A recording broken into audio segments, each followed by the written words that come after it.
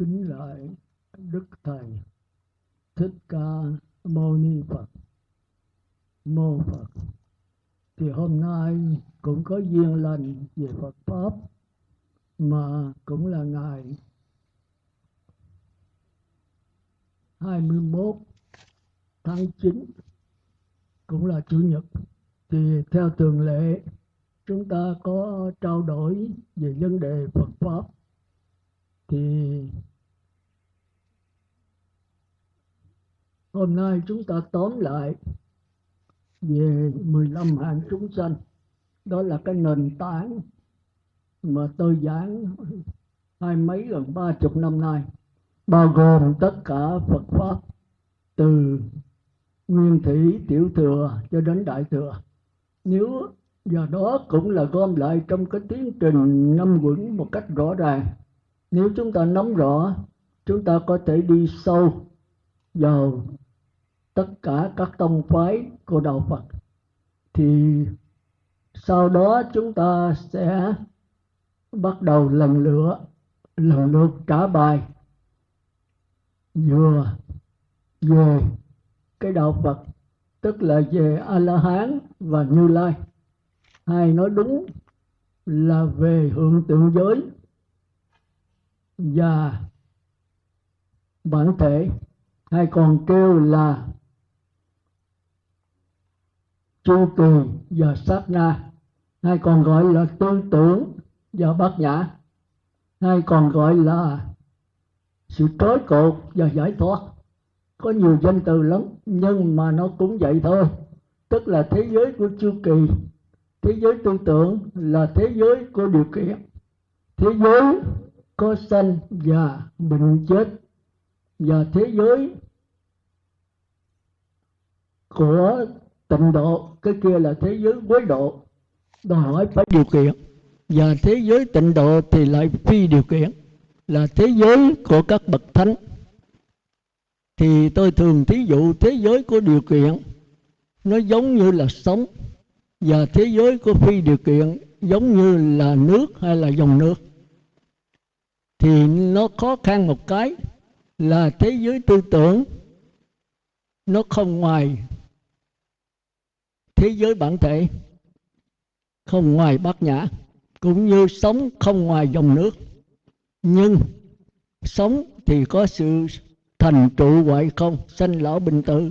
Còn dòng nước thì nó chẳng có điều kiện, nó không có sanh lão bệnh tử gì hết. Nhưng sống phải nương vào dòng nước để phát hiện. Thì chúng ta bây giờ đang mang cái sắc thân ngũ uẩn này, sắc, thọ, tưởng, hành, thức, đều là cái tiến trình của sống. Thì ngay trong đó chúng ta làm sao nhận lại cái dòng nước là phi ngũ uẩn, thì ngay đó chúng ta giải thoát. Thành ra đối với Đạo Phật, vấn đề luân hồi sanh tử khổ là ngay trong sắc thân này, mà vấn đề thoát luân hồi sanh tử khổ cũng ngay trong sắc thân này. Khác nhau ở cái nhận thức mà thôi. Nhận thức như thế nào thì chúng ta sẽ bị địa ngục, ngạ quỷ, súc sanh, Atula. Rồi nhận thức như thế nào chúng ta sẽ cao thượng, mang cái xiềng vàng là cõi người, trời dục giới, sắc giới và vô sắc. Đó là con đường của chu kỳ, của tư tưởng, của luân hồi sanh tử khổ, của điều kiện, của quế độ. Có nhiều danh từ lắm để rồi chúng ta mới hiểu được.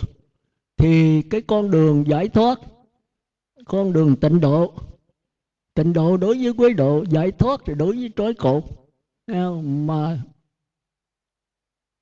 tư tưởng thì đối với bát nhã, thì nó đi đôi, nhưng mà ở trong đó nó dính liền nhau. Thì nếu chúng ta nhận thức sự vật một cách lờ mờ thì chúng ta cải sửa. Thì đó là con đường luân hồi sanh tử bắt đầu từ cái lờ mờ. Mà lờ mờ Đạo Phật thường kêu là vô minh, Lão Tử thì kêu là hỗn độn. Còn khoa học thì kêu đó là vô thức hay là năng lực. Đó thì còn giải thoát là một trạng thái sáng tỏ. Đó thì chúng ta khác nhau ở cái nhận thức thôi. Thì bây giờ chúng ta bắt đầu đi vào cõi quế độ, tức là thế giới của tư tưởng, thế giới của chu kỳ, thế giới của đau khổ mà hiện giờ chúng ta đang sống trong đó. Rồi chúng ta sẽ qua bát nhã, cũng ngay trong thế giới tư tưởng đó mà chúng ta thấy rõ được cái diễn biến, cái tiến trình của nó một cách rõ ràng. Chúng ta không cần phải sửa, phải cải sửa, không cần phải tu tập, không có pháp môn, không có thầy, không có từ từ, không có lai rai, chỉ nhận một cách lặng lẽ, không phê phán, không chỉ trích, không cải sửa, thì cái nhận thức này là đạo Phật. Rồi sau đó chúng ta sẽ qua những cái cuộc đối thoại giữa các thánh tăng và phàm phu. Đó là cái cuộc đối thoại của Huệ Năng tượng trưng cho thánh tăng và quyền giác. Rồi sau đó kế đó là cuộc đối thoại giữa Bồ Đề Đạt Ma là thánh tăng và Lương Võ Đế là ông vua. Nếu có thì giờ tôi kể tiếp nữa, câu chuyện đó mới có phân nửa thôi. Còn sau giữa Bồ Đề Đạt Ma và Thần Quang thì câu chuyện mới chấm dứt. Rồi chúng ta sẽ trả bài theo cái nhận thức 15 hạng chúng sanh. Chúng ta giải thích coi cái cuộc sống như thế nào, mà không phải cuộc sống của quyền giác Huệ Năng, cuộc sống của Bồ Đề Đạt Ma và Lương Võ Đế, mà chính là cuộc sống của chúng ta, cuộc sống của muôn đời mãi mãi về sau. Thì nó cũng vậy thôi. Thành ra cái khó nhất của đạo Phật là vấn đề nhận thức, hay là chúng ta còn kêu là vấn đề hiểu biết. Đạo Phật dùng danh từ cô động là cái tâm, là cái tâm. Rồi thì bây giờ tôi bắt đầu tóm lại một cách đơn sơ, vì thời giờ nó không có, mà tôi đã giảng nhiều lần rồi. Đây tôi chỉ đó tóm tắt một cách đại khái thôi về cái vọng tâm, tức là thế giới của tiến trình năm quẩn. Rồi sau đó chúng ta sẽ qua thế giới của giải thoát. Thì nó cũng nằm ngay trong đó để chúng ta thấy rằng 4 đường ác thì sau khi mà người trời thấy rõ cái đê tiện, cái hèn hạ, cái đê tiện của nó, thấy một cách lờ mờ, thì có thể bắt đầu tu tập cải sửa, từ từ tiến hóa lên cõi người 3 giới và cõi trời 5 giới, và tập tu tứ thiền. Mà thấy lờ mờ đó là vô minh. Thì có nhiều pháp môn, vô lượng pháp môn, mà trong kinh nói là 8 muôn 4.000 pháp môn. Thì lúc đó nhập lưu thấy rõ không có pháp môn.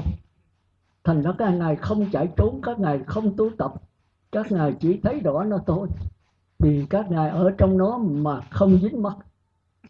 Không dính mắc gọi là giải thoát, gọi là niết bàn, gọi là Phật. Còn thấy lờ mờ mới chạy trốn dùng pháp môn, có đạo sư, có từ từ lai rai, thì cái đó là chạy trốn. Có nhiều cách chạy trốn, nhưng mà cách nào rồi cũng lẫn quẩn thôi, được nhất thời. Rồi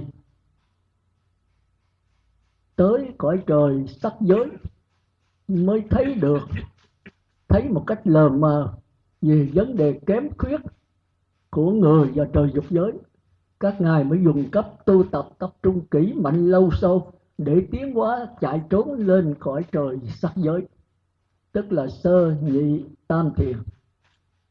Thì mấy cái đó tôi đã có giải thích rành rồi, với tôi chỉ nói đại khái thôi.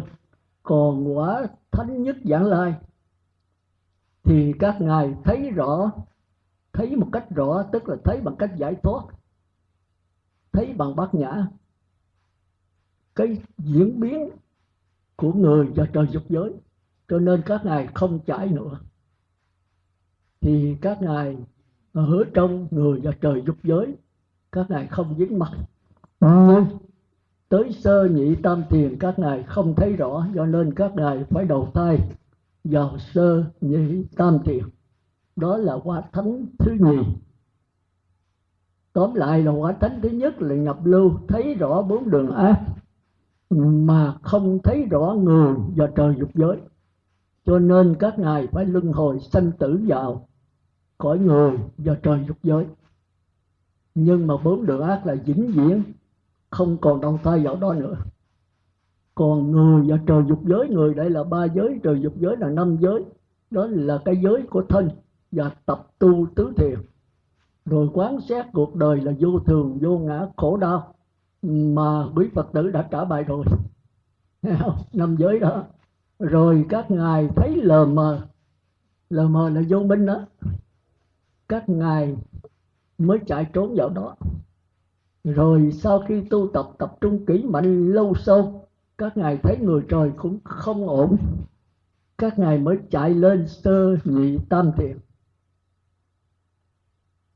Còn có quả thánh thứ nhì là nhất vãng lai thì thấy rõ cái chỗ sơ hở, cái mấu chốt, cái diễn biến của người và trời dục giới. Cho nên các ngài không dính mắc ở đó nữa. Nó khác với sơ nhị tam thiền. Nhưng các ngài không thấy rõ được sơ nhị tam thiền, cho nên các ngài phải bị đầu thai vào đó. Nhưng vĩnh viễn người và trời các ngài không còn đầu thai vào đó nữa. Rồi tới tứ thiền sắc giới, nhìn thấy cái chỗ sơ hở, cái chỗ mà không an ổn của sơ nhị tam thiền. Thấy mà thấy không rõ, thấy lờ mờ, thì chúng ta kêu vô minh đó. Các ngài mới tu tập tất cả pháp môn để dột lên khỏi tứ thiền. Còn bất lai, quả thánh thứ ba, thì thấy rõ cái diễn biến của sơ nhị tam thiền, cho nên các ngài không dính mắc ở trong đó. Nhưng qua tới tứ thiền các ngài không thấy rõ được. Thành ra quả thánh thứ ba phải đầu thai, phải luân hồi, phải dính mắc vào tứ thiền sắc giới. Thành ra tứ thiền sắc giới và bất lai giống hệt nhau. Còn sơ nhị tam thiền với nhất quả thánh nhất vãng lai giống hệt nhau. Thành ra nếu chúng ta sơ nhị tam thiền, chúng ta nhận mình là quả thánh thứ nhì nhất vãng lai, thì cái đó kêu là ngũ ấm ma. Còn nếu chúng ta đạt được tứ thiền sắc giới mà chúng ta cho mình là thánh thứ ba, thì chúng ta lọt vào ngũ âm ma của thọ ấm. Đại khái nó là như vậy. Còn nếu mình ở sơ thiền, nhị tam thiền, mình biết đó là sơ nhị tam thiền, thì không lọt ngũ âm ma. Thành ra khi mà chư Phật tử tu vào cái thế tập trung, thấy cảnh giới này cảnh giới khác, thì nó không tốt mà cũng chẳng xấu, chứng tỏ cái tâm mình đã nhất niệm. Nhưng nếu nhận là bất thánh thì ma quỷ nó sẽ phá, và mình có thể bị điên loạn hoặc là tẩu mã nhập ma. Thì cái đó tùy theo người tu tập. Còn nếu mình có giáo pháp mà mình không nắm được cái bất tử, cái Phật tánh, cái giải thoát, thì bắt đầu mình tiến hóa lên nữa. Rồi có đó tùy ở mình. Thành ra nói ma quỷ nó phá người tu, thì thật ra không phải ma quỷ. Ma quỷ thì có, nhưng mà phá là do mình. Mình có tư tưởng xấu, mình tư tưởng lầm lạc, thì nó nương cái tư tưởng là nó để phá. Nhất là thời buổi này thì chúng ta thấy là Phật tử đa số là bị ma nhập, ma phá. Là bởi vì không giữ giới, giết loài thú nhiều quá. Mà chúng ta thấy loài thú thì nó cũng có linh hồn, mà nếu mình giết thì cái linh hồn đâu có giết được nó, thì nó phải theo nó phá mình. Mà nếu mình tu thiền, mình giữ giới kỹ, định lực mình mạnh, thì nó không làm gì mình được. Thành ra cái vấn đề giữ giới là vấn đề quan trọng nhất cho người sơ cơ. Cho tới quả nhập lưu, nhất vãng lai, bất lai cũng còn nằm trong vấn đề giới. Bởi vì nhập lưu chúng ta thấy là bất quá là không dính mắc vào 4 đường ác. Nhưng mà đến cõi người trời các ngài cũng còn lờ mờ, thành ra phải bị đầu thai vào cõi người trời. Nhưng vĩnh viễn 4 đường ác không bị sa đọa. Còn người trời, dục giới, sắc giới, vô sắc, vẫn có thể bị rớt xuống cõi địa ngục ngạ quỷ súc sanh Atula. Thì cái bát nhã với cái tư tưởng nó khác nhau chỗ đó. Còn nhất Vãng Lai Hóa Thánh thứ nhì thì các ngài thấy rõ người trời dục giới, cho nên vĩnh viễn các ngài không đầu thai về đó. Nhưng về nhị tam thiền thì các ngài không rõ, thành ra phải đầu thai vào đó. Thành ra chúng ta phải thấy cái sự so sánh, nhất là Kinh Lăng Nghiêm, giữa người trời dục giới và nhập lưu. Nhập lưu với người trời dục giới giống hệt, mà nếu mình không khéo, mình tu người trời dục giới mình cho mình là nhập lưu thì ma nó phá đấy. Cái đó là cái sai lầm, thành ra kêu ngũ ấm ma. Còn nếu mình biết mình người trời dục giới thì ma đâu có phá. Mình cứ cắn chặt giới luật thôi thì ma nó không phá được. Nhất là tịnh độ thì ma nó khó phá. Tại sao vậy? Bởi vì chúng ta nhờ cái tha lực, cái hào quang của Phật A Di Đà. Còn tất cả pháp môn khác tự tu tự độ, không có nương vào cái tha lực của chư Phật. Cái đó là một cái thiếu kém của tất cả pháp môn khác. Nhưng mà tại sao hồi thời Đức Phật Ngài không có chỉ đó? Tới gần cuối cuộc đời Ngài mới dạy về pháp môn tịnh độ. Thì chúng ta thấy nó rõ ràng. Hồi thời Đức Phật là còn mặt trời, Phật Thích Ca thì ma nào dám phá. Còn mặt trời thì không có bóng tối nào dám xen vô hết á. Trừ khi mặt trời lặn thì bây giờ ma quỷ mới thịnh hành. Thì chúng ta là cái tối, mà không có thầy sáng, không bạn lành thì chúng ta phải chết thôi. Ngoài xưa người ta có nói gần mực thì đen đó, mà còn Phật là gần đen thì làm sao mà đen được. Nhưng mà khi Phật tịch rồi thì còn thánh tăng. Thì 500 năm đầu thánh tăng rất nhiều. Đúng là 1000 năm, như thâu người nữ còn 500 năm. Còn 1000 năm sau là tượng Pháp.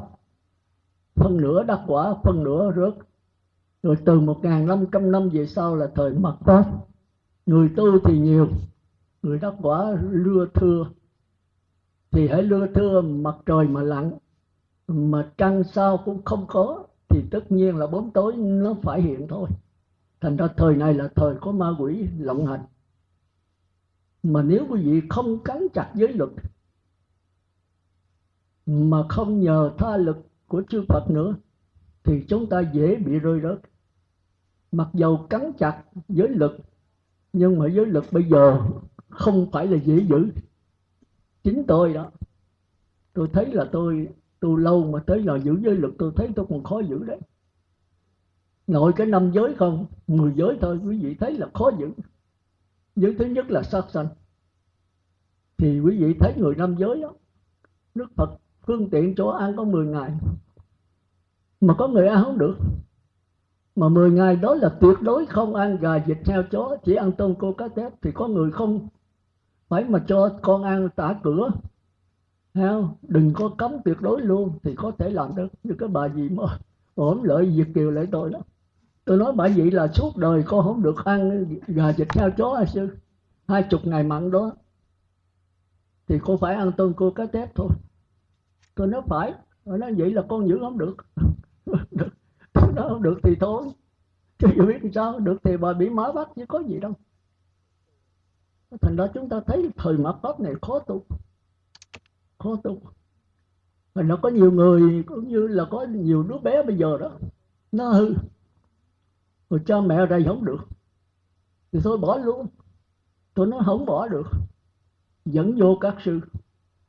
Mà nó dễ dạy thôi, nó làm mắng mà. Mình uống thì được, nhưng mà mình không chịu uống, mình không đủ cái đức đó thì mình bỏ ra luôn. Bỏ thì nó hư. Xã hội bây giờ là xã hội đang xuống dốc, xã hội sa đọa tới cùng cực. Tới mấy người tu là còn sợ, mà người tu bây giờ cũng sa đọa nữa. Thì tôi biểu dẫn vô đây, thì gần sư là gần ngọn đèn sáng, thì nó cải sửa dễ ợp thôi. Nó hay rầy chửi nó đi suốt đêm luôn. Lời tôi khuyên là kêu nó lại mẹ lại cha nó đâu có chịu, mà tôi chứng minh là nó lại. Rồi bắt đầu là nó mềm, bây giờ sữa nó dễ ợt thôi, nó bỏ, nó không còn hút thuốc. Nít nhỏ bây giờ hút thuốc uống rượu nữa, mà tôi nói rồi nó bỏ thôi. Rồi nó vô đây nó ngồi thiền, nó gần gũi với sư thì nó hư được. Còn để gần gũi ở ngoài thì xì ke ma tí đồ nhỏ nhỏ như nó thì nó phải bắt chước thôi. Rồi thành chúng ta phải thấy là thời buổi này rất khó tu, cái năm giới còn giữ không trọn. Nhau sát sanh mà không phải phóng sanh, không trộm cắp mà phải bố thí mà cúng dường nữa. Trộm cắp là không lấy của không cho, rồi làm sao được. Bây giờ tham nhũng rồi đủ thứ mánh lới lại để mà sống. Cuộc sống bây giờ vật chất lên ngút trời. Người ta thì đủ phương tiện để mà thỏa mãn cái dục vọng. Quý vị ra thấy mấy đứa nhỏ đi học rồi 7, 8 tuổi, 9, 10 tuổi mà có điện thoại di động nữa. Tôi thấy nó móc ra nó đánh tùm lum. Tôi nói trời vậy rồi cái thẻ, cái cào, cái sim vậy đó, nó mua lấy gì đâu mua. Tôi không mấy rành, không biết cái kêu, cái cào, cái thẻ, cái sim, tôi nghe kêu tùm lum. Mà tôi có biết gì đâu. Mà nó có đấy. Nó biết bao nhiêu cái tiện nghi đầy đủ. Mà con nít mà nó thầy cái điện thoại di động để làm cái gì? Nó đánh đi đâu? Nó đánh để kết bè, kết đảng, kết phe để nhậu nhẹ. Mới 12, 13 tuổi mà biết nhậu, biết thuốc rồi. Thì cuộc đời nó vậy. Mà quý vị muốn vậy là quý vị phải cố gắng cho nó gần thầy sáng, bạn lành. Quý vị biết thầy sáng là ai rồi? Những người tu, những người chân tu. Bạn lành là tự xì cái ma tí. Thì người mẹ lúc còn nhỏ mà dạy nó. Mà tới 9, 10 tuổi, 10 mấy tuổi hơi khó dạy, mà vẫn dạy được. Thì nó hư mình bỏ luôn. Tôi nói không có bỏ. Bổn phận người mẹ phải lo hết lòng. Mà không được thì thôi. Thôi giờ chúng ta trở lại. Thì tôi nói vậy đâu, quý vị cũng vậy. Làm sao cố gắng giữ giới cho đến trọn đời. Rồi nhờ cái giới đó mình mới ngồi thiền, tâm mới thanh tịnh. Thành ra bây giờ có nhiều người ngồi thiền mà không biết ngồi sao nữa. Mà tôi đã dạy rồi, ngồi thiền thì nó dễ. Nó có gì khó, cái lưng cho thẳng thôi. Ngồi kiết già cũng được, bán già cũng được. Nếu kiết già là mình ngồi, mình muốn tu cao á thì nó quân bình. Còn nếu không được ngồi bán già cũng được. Cái lưng thẳng, làm sao biết là thẳng? Thẳng như tấm vách tường.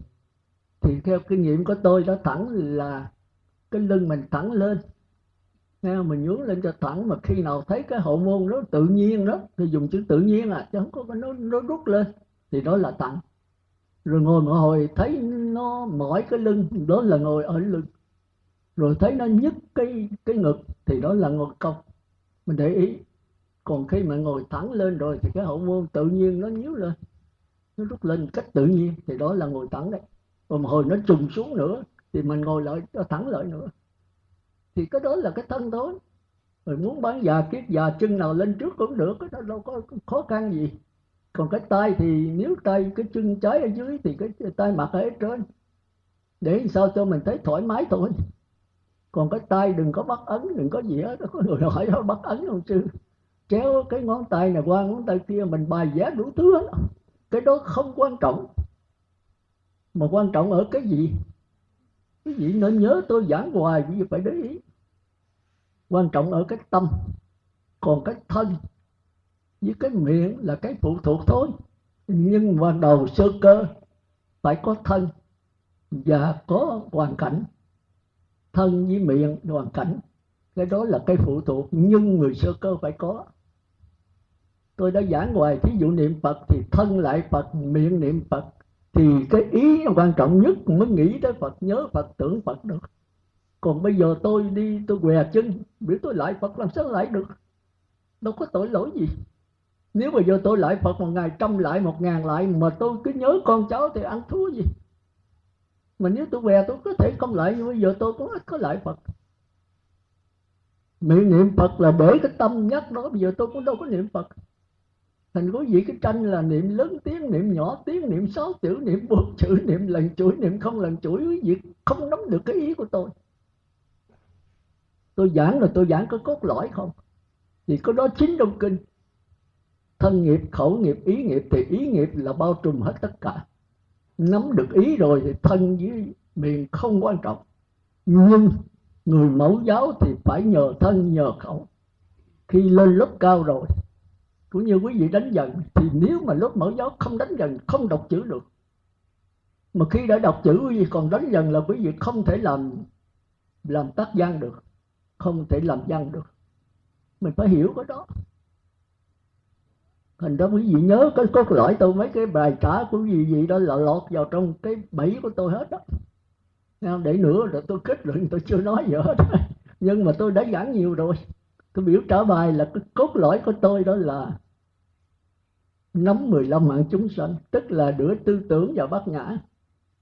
Chỉ có bao nhiêu thôi. Nếu quý vị theo tư tưởng là quý vị tiếp tục luân hồi theo quế độ, còn bát nhã là quý vị qua tịnh độ, quý vị sẽ giải thoát. Mà giải thoát ở đâu? Ngay bây giờ tại đây.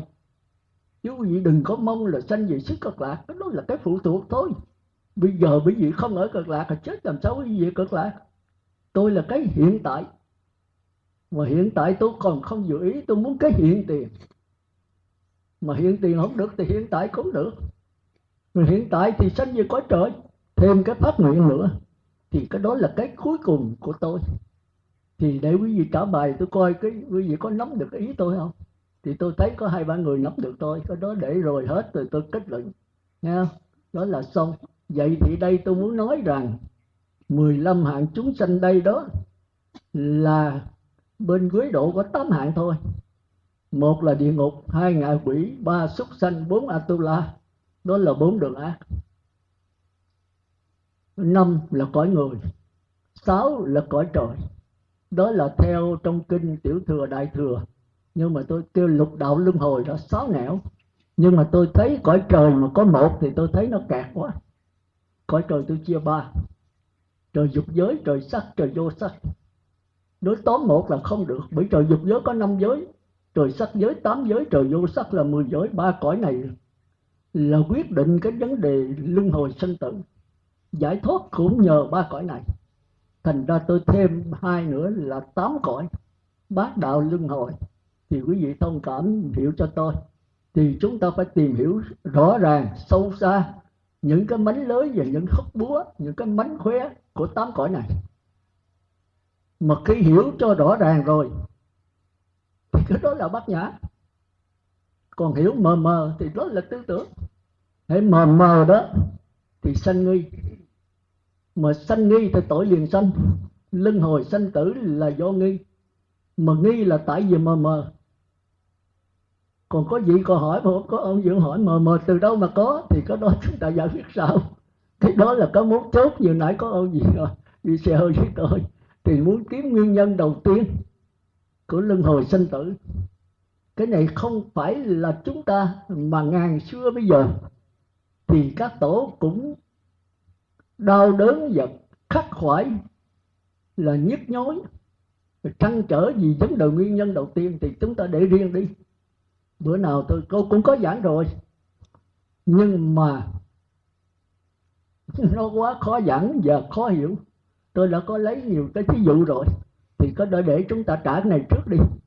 Chúng ta hiểu được cái tiến trình, cái diễn biến của tư tưởng, từ địa ngục qua ngạ quỷ, qua súc sanh Atula, qua người, trời dục giới, trời sắc giới, trời vô sắc. 8 cõi, 8 cõi quế độ. Thì 8 cõi này do thấy mờ mờ, tức là cái nền tảng của 8 cõi này đều là vô minh. Mờ mờ là vô minh. Thì lão tử kêu là hỗn độn, khoa học kêu là vô thức. Thấy không? Thì nó kêu nhiều danh từ lắm. Còn chúng ta thường kêu là quế độ, cái cõi dơ giấy. Tư tưởng thiện ác gì đều cũng là vô minh hết. Vì vô minh cho nên chúng ta muốn thành công. Mà hãy thành công thì tham, mà không thành công, thất bại thì sân. Thí dụ bây giờ chúng ta muốn có vàng, chưa có thì chúng ta ham muốn, làm một cái tham. Khi có rồi thì sợ mất, thêm một cái tham. Mà khi nó mất thiệt thì lại đau khổ cái tham nữa. Còn muốn mà không được thì sân. Mà muốn giữ cho nó còn hoài mà nó không còn thì sân. Thành ra chúng ta luôn luôn sống với cái tham và cái sân. Thí dụ đi thi thì quý vị muốn làm sao thi đậu được bằng cấp, thì trong lúc chưa thi thì cái mong muốn này nên là đã một cái đau khổ rồi. Cái mong cầu là đau khổ.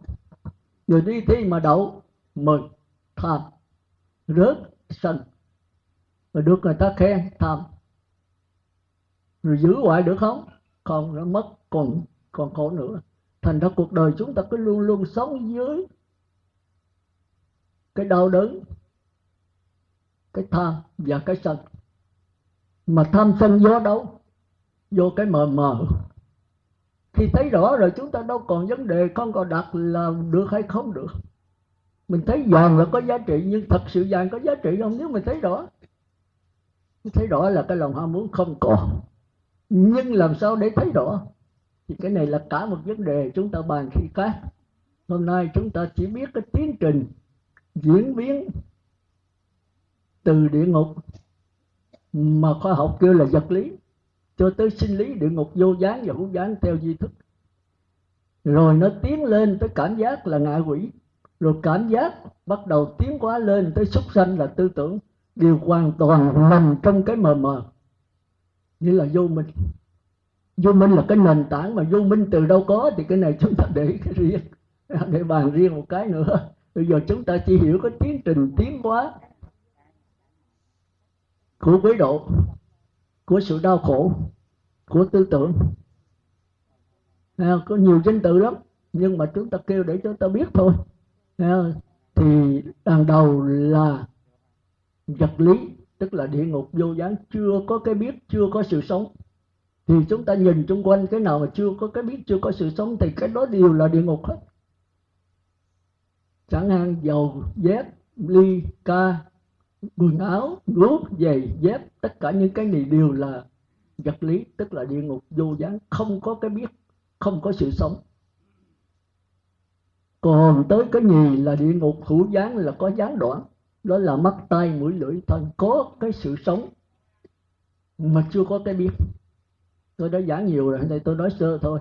Còn cái thứ ba là khi vật lý mà tiếp xúc, đạo Phật kêu là duyên khởi, hai cái gặp nhau, thì cái vật lý sẽ nằm trên sinh lý. Con mắt tôi tròng đen, thì khi tôi nhìn thấy cái ca thì cái ca sẽ nằm trên tròng đen. Thì cái tròng đen bắt đầu có một cái cảm giác lờ mờ, thì cái đó kêu là ngạ quỷ. Chưa có tư tưởng. Cảm giác nó khác tư tưởng. Cảm giác là nhận sự vật. Con mắt nó chỉ nhận sự vật. Còn khi cái tiếng mà tôi gõ như thế này, nó tới cái lỗ tai nhận cái tiếng, mà tiếng gì chưa biết. Con mắt nhận sự vật, mà sự vật gì chưa biết.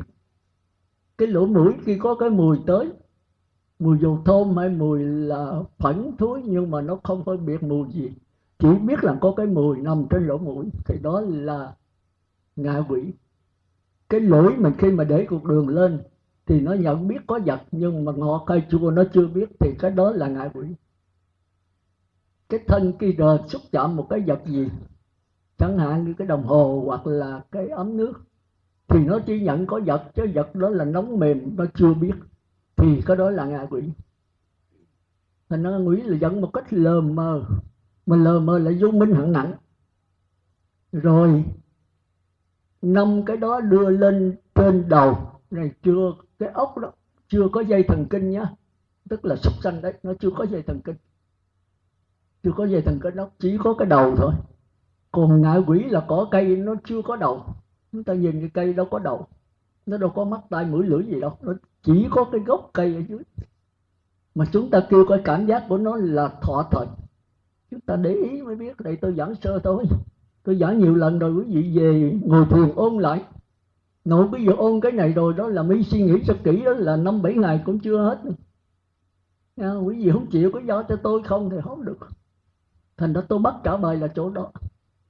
Rồi bữa nào tôi rảnh tôi trả từng người tôi dí nữa, tức là hỏi vào chiều sâu á, cho thí dụ rồi đàng hoàng như tôi cho thí dụ á.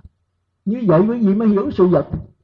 Chứ còn cứ để tôi giảng lỗ tai này qua lỗ tai khác là quý vị không bao giờ mà đắc nhập lưu được, không bao giờ đắc thánh quả được. Giờ chúng ta tiếp tục ha. Thì loài súc sanh nó có cái đầu, thì chúng ta để ý các dây thần kinh, nghĩa là chưa có dây thần kinh thì mắt, tai, mũi, lưỡi, thân nằm ở đâu? nằm ở trên thân. Mà cái tột cùng của thân là cái gì? Cái đầu. Thành ra loài thú nó có đầu, thì mắt tai mũi lưỡi của nó nằm ở trên cái đầu, thì cái đầu mới sửa sắc thinh hương vị xúc ra thành ra pháp trần. Cái pháp trần này ít có ai hiểu được, ít có ai giảng trải lắm. Tôi 40 năm tôi nghiền ngẫm hoài, tôi cứ trăn trở hoài sao người ta hiểu. Thì cái đó kêu là pháp trần. Thành ra khi con mắt mà tôi thấy cái ca, thì cái ca là vật lý, sắc trần. Mà khi cái đầu tôi, con mắt tôi mà cái đầu tôi nó tiếp xúc với cái ca trên con mắt thì nó thành ra pháp trần. Thì khi cái ca đó chỉ là cảm giác lờ mờ, khi mà cái đầu tôi tiếp xúc với cái ca đó, nó sửa thành có tướng, nó rõ rệt hơn, thì cái này kêu là súc sanh. Thành ra cảm giác của ngạ quỷ là chưa có tư tưởng, chỉ có nhận biết sự vật thôi.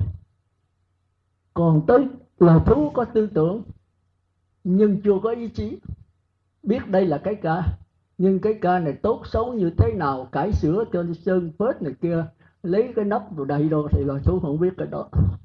Thành đó có tư tưởng mà chưa có ý chí, chưa có nghiệp. Quý vị phải ngồi thiền, quý vị phải thấy trong vũ trụ này. Mà nếu quý vị sống như con mắt, thấy sự vật, cảm giác mà chưa có tư tưởng, quý vị hành động liền, thì quý vị là ngạ quỷ.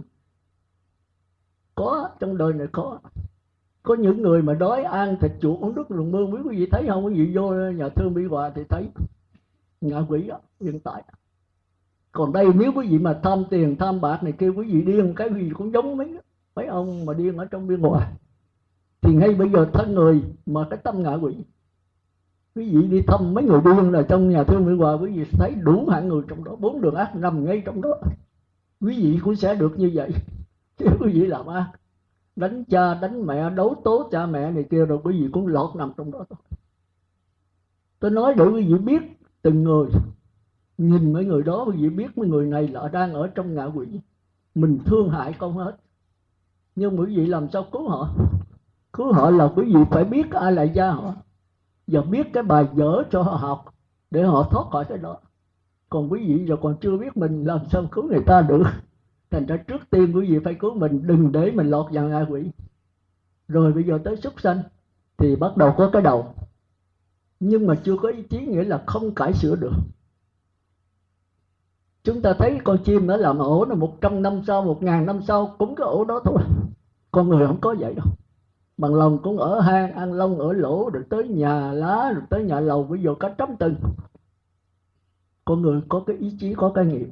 Tôi nói sơ thôi, quý vị sẽ nhìn thấy loài thú, mình sẽ nhìn mình thấy nó. Rồi nếu quý vị sống vậy là quý vị là thú. Nếu quý vị mà sống không có sự cải sửa, bệnh rồi chết chịu thôi, thì quý vị là thân người mà tâm là tâm thú. Nhưng chúng ta thấy dân tộc thiểu số đó, đa số là vậy. Họ ít có biết cải sửa lắm.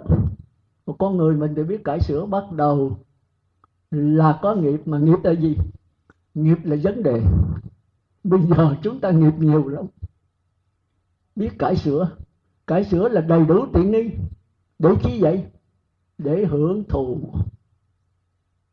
Các bậc thánh nhân có cải sửa không? Dĩ nhiên là có, nhưng mà khác một chút. Họ không hề hưởng thụ. Họ nương vào cái nền tảng mà thông minh này để họ bước qua cái bát nhã. Nó khác nhau có một chút thôi. Mà như thế nào mới là thông minh thì cõi người chưa. Hơi hơi thôi, biết cải sửa là khá rồi. Thành ra cõi người bắt đầu có lương lý, có bổn phận, có trách nhiệm. Có cha, công ơn cha, mẹ, vợ, chồng, anh em, xã hội, quốc gia, nhà nước, bổn phận đủ. Đó là một xứng đáng một quân dân. Nhưng chưa có kinh nghiệm. Có nghiệp mà phải có kinh nghiệm nữa. Thì chúng ta thấy những người làm việc đó, có người mình chỉ qua một lần họ làm còn khéo hơn mình. Có người chỉ làm thất bại phải 5, 7 lần, 9, 10 lần họ làm mới được. Thì cái này là tâm người. Còn tâm cõi trời chỉ một lần họ làm được liền, và có như còn khéo hơn mình chỉ nữa. Thì đó kêu là có ý chí, có nghiệp mà lại có kinh nghiệm nữa. Nhưng mà kinh nghiệm ấu trĩ, tức là còn non nớt lắm. thì đó là cõi trời dục giới. Thành ra chúng ta thấy cõi người nó giống như loài thú, có vợ chồng, có sự giao hộ, có con cái, rồi có chết như con, thúi quắc, có lưu là thiêu hoặc là chôn. Còn cõi trời dục giới họ rất đẹp, họ không có ăn tạp như mình nữa, họ ăn bằng mùi hương, hoặc là ăn bằng mật bông, hoặc ăn bằng không khí mấy ông tiên đấy, thì vẫn còn ăn. Nhưng họ chết họ có thể biến mất, hoặc là họ có những cái hào quang họ rất là đẹp, rất là đẹp. Chúng ta kêu là tiên, tiên giáng thế. Họ cũng còn đoàn thực. Đoàn thực là ăn từng viên, rồi dò xuống, rồi tiêu hóa, rồi ỉa ra. Rồi thấy cái này không yên, họ mới tiến vào cõi trời sắc giới. Thì cõi này ngon đó, đâu phải giữ 8 giới. Tức là không bao giờ có vợ chồng đâu. Hay đúng là không có nam căn, nữ căn, không có đàn bà, không có đàn ông. Toàn là trượng phu. Quý vị biết danh từ trượng phu không? Thì thôi cái đó để giải sao. Chỉ toàn là trượng phu, không có nam căn, nữ căn. Thành ra họ không sống như mình, họ không có sắc tài, danh lợi, ăn uống, ngủ nghỉ nữa. Mà chỉ ăn bằng cái hỷ lạc. Chứ không phải bằng mật ong, không phải bằng không khí nữa, mà ăn cái hỷ lạc.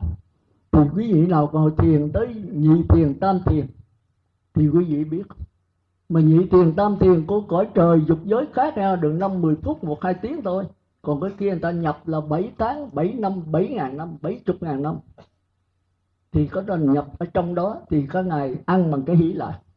Cũng như chúng ta thấy, đây tôi nói sơ ha, ly dục sanh hỷ lạc đó là niệm Phật đếm từ 1 tới 10 niệm Phật khỏi đếm. 5-10 phút, 1-2 tiếng thôi. Còn định sanh hỷ lạc là cả ngày chìm đắm trong đó. Cái tiếng niệm Phật nó vào trong linh hồn, tức là nhập tâm á, từ trong đó nó phát ra. Rồi tư tưởng mình mới tống vô, tập trung nhớ nghĩ kỹ tiếng niệm Phật, tống nó trở vô. Rồi linh hồn nó hồn nhiên. Thì tôi nói là quý vị để ý nha, chữ hồn nhiên nó khác, mà chữ cố ý tập trung nó khác. Ý tập trung là niệm Phật bằng tư tưởng ý thức. Còn hồn nhiên là từ A Lại Gia nó phát ra.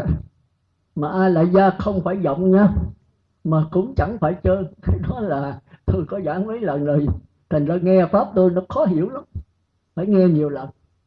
Còn tư tưởng hoàn toàn giọng. Tư tưởng là phải có cố ý để niệm Phật, nhớ Phật, nghĩ Phật, tưởng Phật, cố ý niệm là tống vô trong linh hồn. Linh hồn trong đó nó có chủng tử thiện ác, nó tiêu diệt một phần, còn ít thì chúng ta phải bền hoài, làm hoài, cho tới chừng mà câu niệm Phật nó nhiều rồi, nó tiêu diệt chủng tử ác lại, rồi A Lại Gia nó đầy, hồn nhiên nó tràn ra.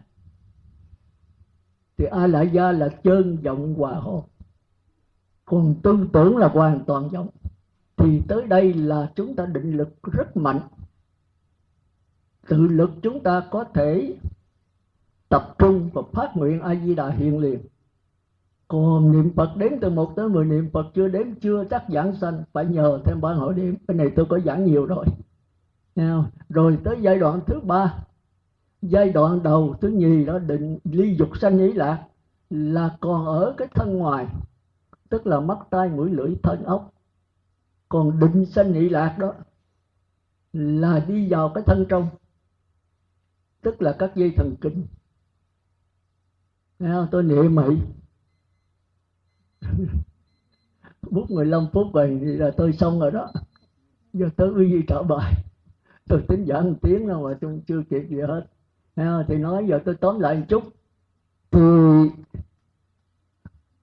còn cái tứ thiền, cái tứ thiền là ôi khó thì nói sơ thôi. Thành ra cái tam thiền đó là định sanh hỷ lạc. Cái nhị thiền định sanh hỷ lạc là chúng ta hưởng cái hỷ lạc ở trong cái thân bên trong, tức là các dây thần kinh.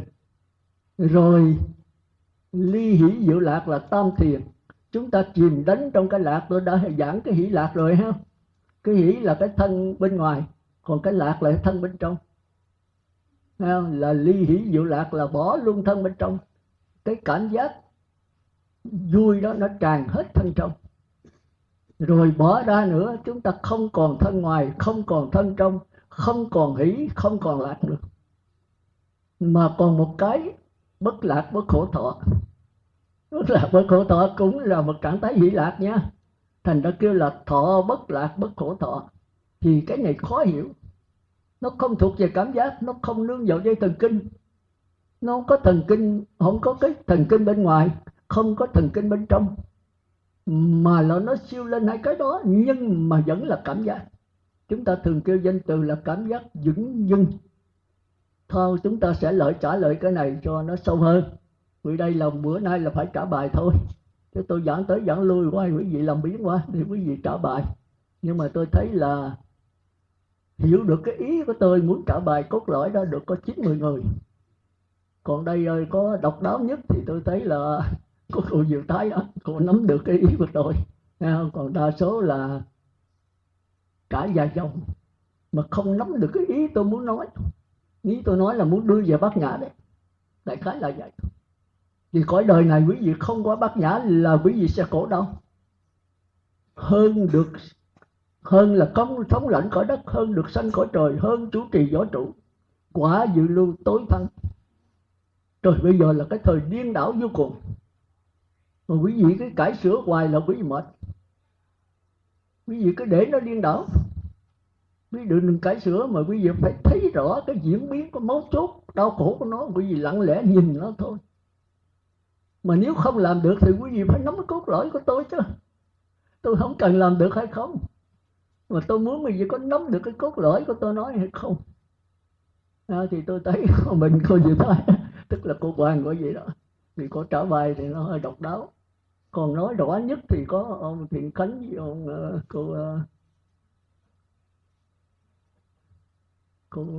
cô Nhiêu Đắc. Mấy cô đã trình bày cái cách tu rất là sáng tỏ. Còn một số nữa là tôi không nhớ, tôi vậy thôi. Thì bây giờ tôi lặp lại. Như vậy thì 4 đường ác thì người trời thấy lờ mờ cho nên chạy lên người và trời dục giới, thì nhập lưu thấy rõ cho nên nhập lưu với người trời dục giới giống hệt nhau, giống như hai ly nước tôi đã thí dụ rồi.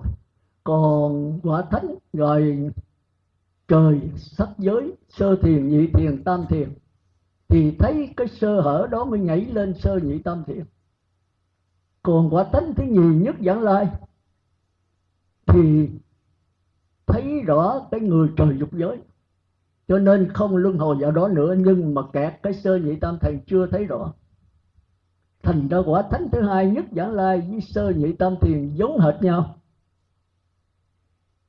Rồi tới tứ thiền sắc giới thì thấy cái sơ hở một cách lờ mờ của sơ nhị tam thiền, mới bắt đầu cải sửa chạy trốn lên khỏi tứ thiền. Còn Bất Lai thấy rõ rồi, không chạy đâu hết, nhưng mà qua tứ thiền Bất Lai ông thấy rõ. Okay. Thành ra Bất Lai phải luân hồi về tứ thiền sắc giới. Bất Lai với tứ thiền sắc giới giống hệt nhau đó, quý vị phải biết. Còn tới A La Hán đó thì các ngài mới thấy rõ tứ thiền sắc giới, tứ không và ngã mạn tức là mạt na, và vô minh tức là những chủng tử dưới hình thức năng lực ở trong A La Gia. A La Gia phức tạp lắm nha. A La Gia khi nó sao động thành mạt ma, mà mạt na khi nó đứng lặng nó thành A La Gia. Nhưng mà đó chỉ là phần vô minh, tức là vọng tưởng kiên cố ở trong A La Gia, chứ không phải A La Gia. Chúng ta phải hiểu cái đó. Cái mờ mờ mà khi sao động nó biến thành chủng tử, nó tạo thành cái hư không vô biên, thì tôi giảng hoài. Thành ra cái A La Gia này nó phức tạp, khi nào đó tôi sẽ giảng lại. Đại khái là như vậy. Thì cuối cùng A La Hán mới thấy được toàn diện. Thì A La Hán với Bất Lai, với nhất Vãng Lai, với nhập lưu nó giống hệt mà nó khác. Tất cả đều là vô lượng vô biên. Nhưng A La Hán là đứng lặng bất biến, đó là nước, tôi thường ví dụ. Còn khi mà do một cái niệm bất giác căn bản đó thì nó xuống A La Gia là đứng lặng chuyển biến. Mà hãy đứng lặng thì không có tướng, còn chuyển biến thì có hình. Còn đứng lặng bất biến thì hình tướng mất luôn. Thì cõi này nó kêu là thánh vô học, không còn học hỏi gì, nắm được hết tất cả tam giới. Hóc búa cái sự chuyển biến của tam giới tiến triển như thế nào thì các bậc thánh A La Hán thấy rõ được hết, cho nên không dính mắc vào tam giới. Rồi khi nó chuyển biến chậm lại thì bắt đầu nó có chuyển biến, nhưng vẫn đứng lặng. Đứng lặng thì không có tướng, tức là không có không gian. Mà chuyển biến thì có thời gian. Thời gian này là thời gian tuyệt đối, tức là không cần đối tượng. Rồi nó chuyển biến chậm nữa, cái đó kêu là linh hồn đó, tức là hư vô vi tế. Hư vô vi tế khác, cái linh hồn nó hơi khác, nhưng nó cũng là một cái thôi. Bữa nào chúng ta giảng lại. Rồi nó chuyển biến chậm nữa thì thành hư minh lê lối chiếu soi. Thì cái hư vô vi tế là cái chỗ đắc quả của Bắc Lai. Còn khi nó thành hư minh lê lối chiếu soi thì nó là cái chỗ đắc quả của Nhất Vãng Lai. Thì nó dung thông với cảm giác, cảm giác sơ như tam thiền. Còn khi nó chuyển biến chậm nữa thì bắt đầu nó có hình, nó bớt cái hào quang rồi. Thì nó sẽ dung thông với bốn đường ác, nó dung thông với người trời dục giới. Thành ra người trời dục giới với cái quả nhập lưu là dung thông giống hệt nhau. Thôi đại khái là như vậy, nghe không? Rồi bây giờ chúng ta bắt đầu trả bài, nghe không? Thì tôi dặn là còn 5 phút nữa, là 3 giờ, tức là tôi giảng 50 phút. Rồi bây giờ tôi bắt đầu kể lại những câu chuyện mà quý vị phải trao đổi với tôi, phải trả lời. Thì cái thứ nhất